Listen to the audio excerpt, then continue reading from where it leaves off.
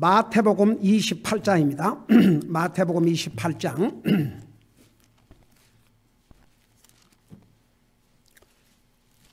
19절 20절.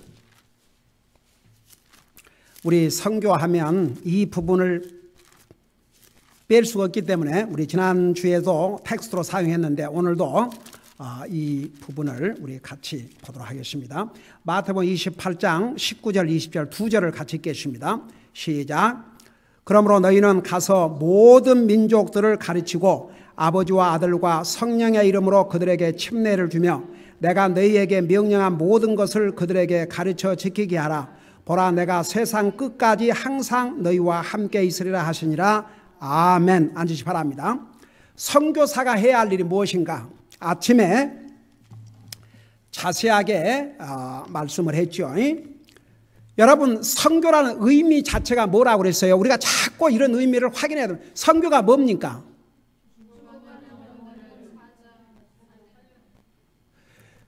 여러분, 구원받지 못한 사람은 영적으로 죽어 있습니다. 이 죽은 영혼을 살리지 아니하면 이 상 떠날 때 지옥을 갑니다. 그래서 선교라는 의미가 죽은 영혼을 우리 예수님께서 이 땅에 오신 목적을 한마디로 말씀하면서 누가복음 19장 10절에서 뭐라 했어요? 우리 주님께서 이 땅에 오신 것은 잃어버린 자를 찾아 그러십니다. 여러분, 구원받지 못한 사람들은 꼭 길을 잃고 헤맨 사람들과 똑같습니다. 그래서 잃은 자라고 그랬습니다. 구원받지 못한 자는 잃어버린 자입니다. 그래서 구원받지 못한 자를 찾아 그랬습니다. 그게 우리가 해야 될 일입니다. 구원받지 못한 자를 찾아 뭐라고 그랬어요? 성경대로 잃어버린 자를 찾아 뭐라고요?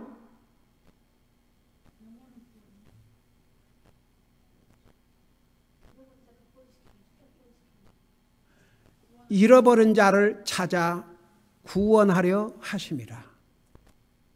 그러니까 세 가지 중요한 단어, 잃어버린 자가 대상이 구원받지 못한 자입니다. 잃어버린 자는 영적으로 죽은 자입니다. 그 영혼을 찾아내서 살리지 아니하면 죽어서 지옥 갑니다.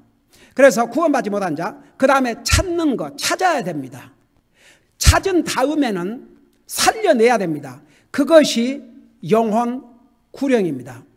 잃어버린 자를 찾아 구령하는 것이 바로 그게 선교입니다. 근데 많은 경우에 특별히 한국 사람 선교나 하러 갈까?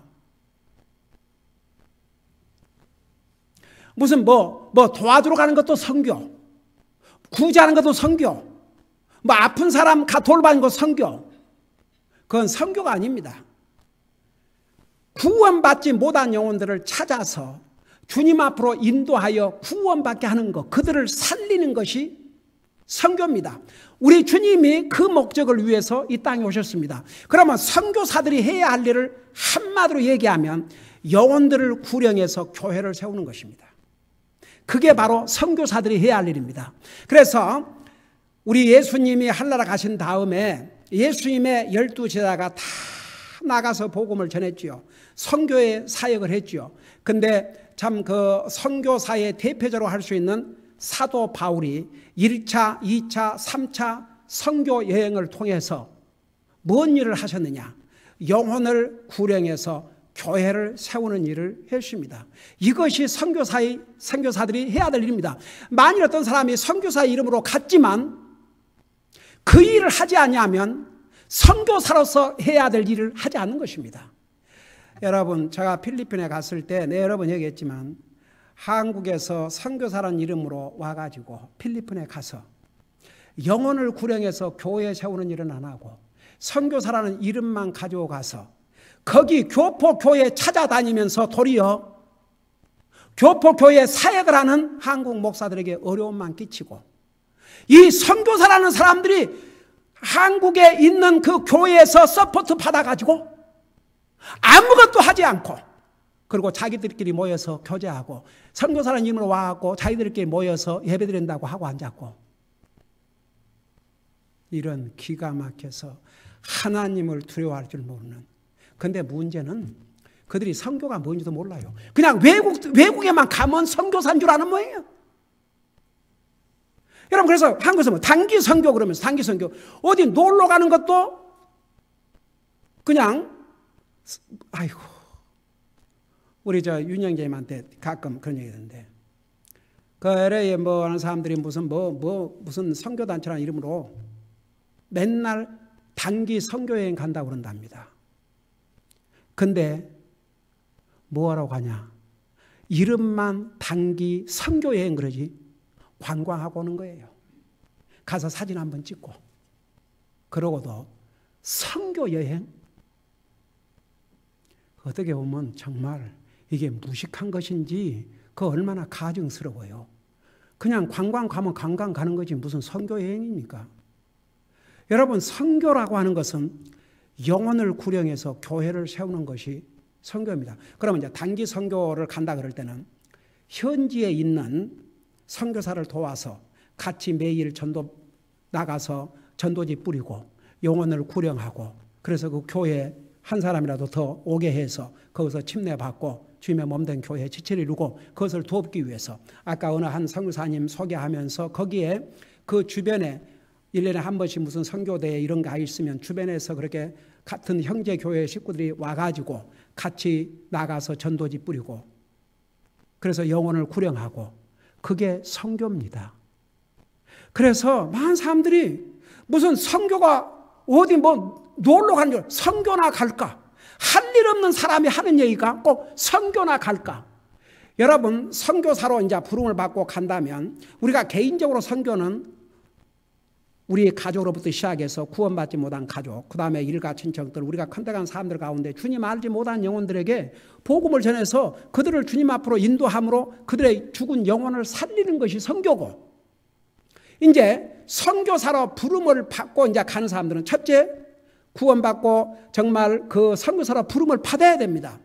그 선교사 부름 받은 다음에는 교육과 훈련이 필요합니다. 그 교육과 훈련을 이제 받는 과정에서 가는 나라의 언어도 배워야 되고, 그 나라의 컬처는 어떤 것이고, 그 나라의 풍습은 어떤 것이고, 그런 것을 다 알고 준비하고 가야 됩니다.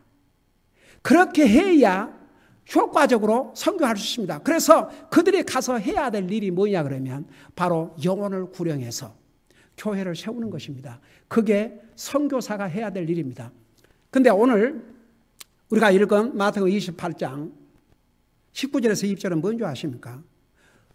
교회가 해야 할 일이요, 선교사들이 해야 될 일을 세 가지로 딱 주셨습니다. 이게 교회의 사명이고 이것이 선교사들이 해야 될 일입니다. 이것이 교회가 해야 될 일입니다. 그리고 동시에 우리 개인들이 또 해야 될 일입니다. 그게 뭐냐 그러면 너희는 가서 모든 민족들, 그러니까 보세요. 어떤 민족, 우리가 아침에 보았지 않습니까? 유럽, 그 다음에 오후에는 중동 지역. 이게 주님의 명령입니다. 세계 땅끝까지 이르러 복음을 전해야 됩니다. 그러나 나와 여러분 개인이 이곳에 있는데 세계를 갈 수가 없습니다. 그렇기 때문에 세계 선교에 참여하기 위해서는 세계 각 나라에 가는 선교사들을 지원함으로써 기도와 물질로 우리가 이 명령에 순종하는 것입니다. 결국은 보세요. 개인적인 단위로는 개개인이 순종을 해야 됩니다. 그 다음에 교회가 순종을 해야 됩니다. 선교사가 순종을 해야 됩니다. 그래서 교회가 해야 될 일, 선교사님들이 해야 될 일 똑같습니다. 그래서 선교사들이 해야 될 첫째가 구원받지 못한 영혼들을 구령하고, 그 다음에 두 번째는 뭐라 하십니까? 아버지와 아들과 성령의 이름으로 그들에게 침례를 주며, 그 다음에 침례를 줘야 됩니다. 구원받은 하나님의 자녀들에게 침례는 아주 중요한 의미를 가지고 있습니다. 구원받은 하나님의 자녀가 된 다음에 주님의 명령에 순종하는 첫 표시입니다. 그리고 예수님과 하나 되는 것을 나타내는 아름다운 예식입니다.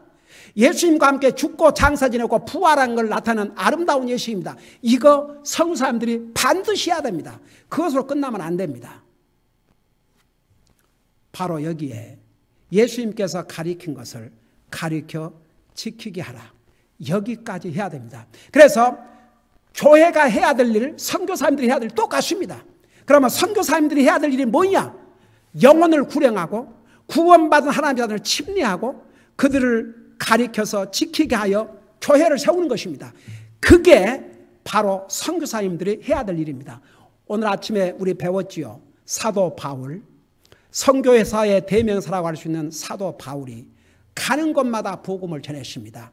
영혼을 구령했습니다. 그리고 교회를 세웠습니다. 그래서 우리 아침에 우리 두 대표적인 그 지역을 우리가 공부했죠. 두 사람에 대해서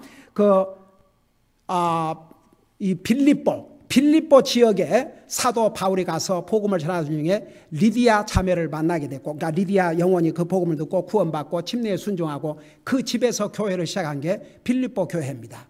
그리고 동시에 그 사도 바울과 누굽니까? 신라가 복음 전하다가 두드러 맞고 감옥에 갇혀서 있는데 밤중에 하나님 앞에 기도하고 찬양을 하니까 하나님께서 기적을 일으켜 주셔가지고 지진이 나서 감옥 문이 열리고 모든 죄수들의 쇠사슬이 다 풀어지고 이 모습을 목격한 이 간수장이 결국은 뭐라고 질문했습니까? 사도 바울에게 뭐라고 질문했어요? 선생들아, 내가 어떻게 해야 구원을 받으리까? 이 상에서 가장 중요한 질문을 했습니다. 그러니까 바울이 뭐라고 답을 했습니까? 주 예수를 믿으라. 그래서 그리스도의 복음을 전했습니다. 구원받고 침례받고 주님의 몸을 이루게 된 거죠. 제가 이 시간은 잠깐 이제 근시대에 와가지고 유명한 선교사님들이 있습니다. 여러분, 사도 바울이 구라파에 가서 복음을 전했지 않습니까? 그 다음에 그 바울 사도가 전한 그 복음을 통해서 구라파의 복음이 전달되고 나중에 세계에 또 복음을 전하는 그리스도인들이 어디에서부터 일어난 줄 아십니까? 바로 유럽으로부터 일어났습니다. 그 중에서 영국은 지금으로부터 200년 전에는 200~300년 전에는 세계에 가장 많은 선교사 파송을 했던 나라가 바로 영국이었습니다. 여러분, 이 근시대에 와서 정말 귀한 하나님의 선교사들, 귀한 종들이 있습니다. 그들을 오늘 몇 사람 소개하고 그 다음에 다음 주일에 계속해서 소개하도록 하겠습니다. 여러분, 윌리엄 캐리라는 선교사님에 대한 얘기 들어봤어요? 그 이름 들어보셨습니까? 윌리엄 캐리.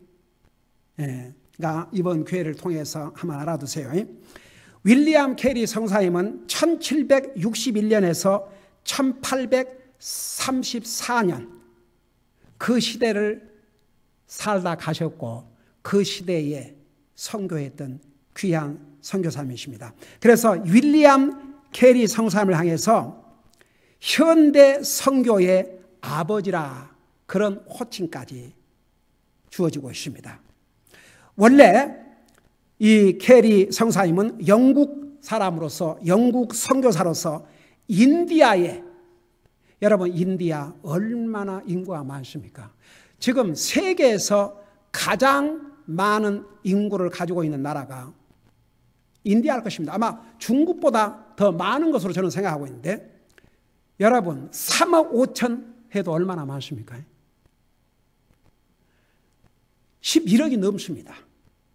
미국 인구의 거의 3배입니다. 중동의 2배 반입니다. 그 많은 영혼들이 인디아에 있습니다. 옛날이나 지금이나. 근데 이 윌리엄 캐리 선교사님은 아주 이 언어에 대해서 하나님께서 정말 엄청난 지혜를 주셨어요. 자기 혼자 도각을 해가지고 이 언어를 배웠는데 라틴말, 히브리말, 그릭말을 배웠습니다. 그리고 수많은 번역을 했습니다. 성경의 절반을 인디아 말로 번역한 선교사님이 바로 윌리엄 캐리 선교사님이십니다. 여러분, 이 한 사람으로 말미암아 인디아의 복음이 전해지고, 여러분 인디아에 인구도 많지만 지금 얼마나 많은 또 크리스천들이 있는지 모릅니다. 우리 교회에서 지원하는 선교사님만 해도 인디아에 3명 있습니다. 탐슨 선교사님, 웅카이 선교사님, 그 다음에 풍삭 선교사님. 그 편지들 보면요, 엄청난 사람들이 그 복음을 들었을 때 그 복음을 받아들이고 주님 앞에 돌아옵니다. 정말 이런 그 편지를 볼 때마다 이런 정말 배부른 나라에서는 상상할 수 없는 많은 영혼들이 복음을 듣고 주님 앞에 돌아오고 있습니다. 여러분, 이 윌리엄 캐리 성사님은 베프티스트 미셔너리 소사이어티라는 것을 창설했고, 이분의 선교 단체를 통해서 세계 선교에 엄청난 영향을 미치고 하나라 가셨습니다. 여러분, 이 윌리엄 캐리 성사님이 가셔서 성경 번역 작업도 하고 했지만 가장 중요한 일이 영혼들을 구령했습니다. 그리고 교회를 세우셨습니다. 그 교회를 통해서 거기서 구원받은 그 인디아 사람들이 나중에 주의 종의 부름을 받고 또 교회를 세워나갔습니다. 그래서 이 한 분 윌리엄 캐리 성사님이 인디아에 가서 복음을 전하고 교회를 세움으로 인해서 얼마나 많은 사람들이, 정말 그 인디아에도 얼마나 우상 숭배가 많습니까? 그런 정말 영적으로 흑암 속에 살던 사람들이 예수 그리스도를 통해서 복음의 빛을 이제 받아들이고 구원받고, 여러분 아직도 인디아에서 그래도 이렇게 선교사를 몇 년 전까지만 해도 받아주었는데 지금은 그거 아세요? 외국 국적을 가진 사람들은 이제 받아주지 않습니다. 그래서 이제 결과적으로는 그곳에서 구원받고 부름 받은 사람들이 그곳에서 훈련받고 사역을 하든지, 가령 웅카이 성사님하고 풍상 선교사님 같은 경우는 그 성사님을 통해서 복음을 들었는지 하여간 어떻게 해서든지 미국에 이렇게 왔지 않습니까? 미국에 유학 와가지고 웨스트 코스트에서 훈련을 받고 얼마든지 여기서 머무를 수도 있지만 다시 본국으로 가게 되지 않습니까? 여러분, 그 미국 우리 같은 펠로십 교회들이 어떤 선교사님들을 적극적으로 지원해 주신 줄 아십니까? 미국에 왔지만 본국에 돌아가서 자기 동족들에게 복음을 전하는 그 선교사님들을 우리 펠로십 교회에서는 더 적극적으로 기뻐하고 더 열정적으로 선교를 합니다. 그 이유가 뭔지 아십니까? 아무래도 외국으로 가면은 언어도 배워야지요. 그들의 컬처 배워야지요. 근데요, 참 그게 그 백인들이 가면은 그래도 그 백인들의 그 파워 때문에 그런지 어떻든 간에 어떤 그 곳으로 가도 이렇게 받아들이는 게 이제 컬처가 달라도 그 미국, 백인, 미국, 영국이 옛날에 세계에 엄청난 영향을 미치기 때문에 그것이 잠재로 깔려 있습니다. 근데 예를 들어 아시안이 외국으로 간다. 그러면 굉장히 주저를 하는 것 같아요. 여러분, 그래서 이 윌리엄 케이라고 하는 이 선교사님이 인디아에 가서 복음을 전한 것입니다. 그래서 오죽하면 여러분, 인디아에는 이렇게 아주 하이 소사이어티, 그야말로 왕처럼 사는 사람들이 있고, 그 다음에 짐승처럼. 그래서 오죽하면 이제 나중에 윌리엄 캐리 성사님이 이제 문을 연 다음에 많은 성사님들이 인디아에 가게 되지 않습니까? 그러니까 정말 그 나라에서 그야말로 짐승 취급받고 살던 이런 사람들이 복음을 듣고 구원받고 난 다음에 이름까지도 바꿔버렸어요. 완전히 우상 숭배 아래 사는 그 조상들의 이름까지 바꾸어서 미국 선교사님들의 라스 네임을 자기들 이름으로 바꿨습니다. 여러분, 탐슨 선교사님, 저는 탐슨이라는 건 미국 이름이지 인디안 이름이 아니에요. 근데 탐슨이라고 그래서 그 미국 아버지였나 했더니 나중에 알고 보니까 그래서 자기 원래 이름은 그게 아니었대요. 그 원래 그 라스네 이름을 얘기하면 나는 읽을 수도 없어요. 얼마나 닭게 뭐다이 이래가지고 이름이 아주 길고 발음도 낼 수 없는 이름이에요. 근데 아마 그에게 복음을 전한 선교사님, 미국 선교사님 이름이 탐슨이었어요. 그래서 탐슨으로 바꿨습니다. 그 정도로 인디아가 완전히 영적으로는 어둠 속에 살았습니다.